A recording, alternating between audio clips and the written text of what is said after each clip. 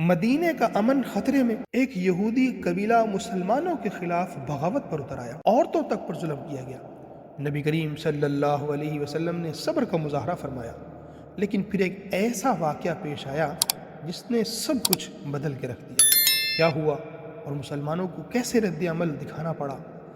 بدر کی فتح کے بعد مسلمانوں کی شان و شوکت پورے عرب میں مشہور ہوئی، لیکن کچھ یہود اپنی حسد اور عداوت اس کو چھپا نہ سکے۔ سب سے زیادہ بدماشی کا مظاہرہ قبیلہ بنو قینقاع نے کیا۔ یہ لوگ مدینہ کے اندر اپنے محلے میں رہتے تھے اور پیشے کے لحاظ سے سونار، لوہار اور برتن ساز تھے، جس کی وجہ سے ہر شخص کے پاس سامان جنگ موجود تھا۔ بنو قینقاع کی تعداد لڑاکا 700 پر مشتمل تھی اور یہ مدینہ کے سب سے بہادر یہودی سمجھے جاتے تھے۔ شروع میں رسول اللہ صلی اللہ علیہ وسلم نے ان کو جمع کیا، واضح نصیحت بھی فرمایا اور انہیں بغاوت اور ظلم سے روکا بھی، لیکن ان کی شرارت میں مزید اضافہ ہی ہوا۔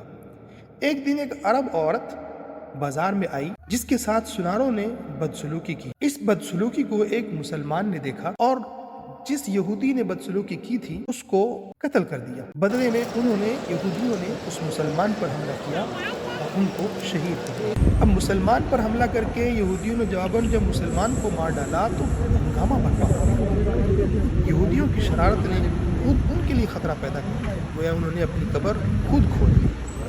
بنو قینقاع کی یہ عہد شکنی واضح پیغام تھی کہ نبی کریم صلی اللہ علیہ وسلم کے سامنے کوئی سازش نہیں رہ سکتی۔ مسلمانوں نے صبر کیا اور اللہ کے حکم سے یہودیوں کی سرکشی ختم ہوئی۔ یہ واقعہ مسلمانوں کے لیے سبق ہے کہ دشمن کی ہر سازش نبی کریم صلی اللہ علیہ وسلم کی حکمت اور صبر سے ناکام ہو جاتی ہے۔ اس وجہ سے آج کے دور میں بھی رسول اللہ صلی اللہ علیہ وسلم کے نقش قدم پہ چلتے ہوئے ہمیشہ اگر چلتے رہیں گے تو مسلمان جیسے اس دور کے اندر فاتح رہے تھے، آج بھی مسلمان فاتح رہے گا۔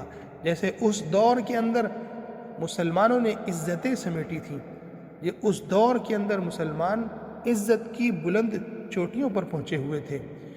اس دور میں بھی اگر مسلمان پیارے محبوب کے نقش قدم پر اور صحابہ رضی اللہ عنہم اجمعین کے نقش قدم پر چلیں گے تو آج بھی وہی وعدے موجود ہیں، بشرطے کہ یہ مسلمان اپنے آپ کو، ہم مسلمان اپنے آپ کو حضور نبی کریم صلی اللہ علیہ وسلم کے نقش قدم پر چلانے کے لیے تیار ہوں۔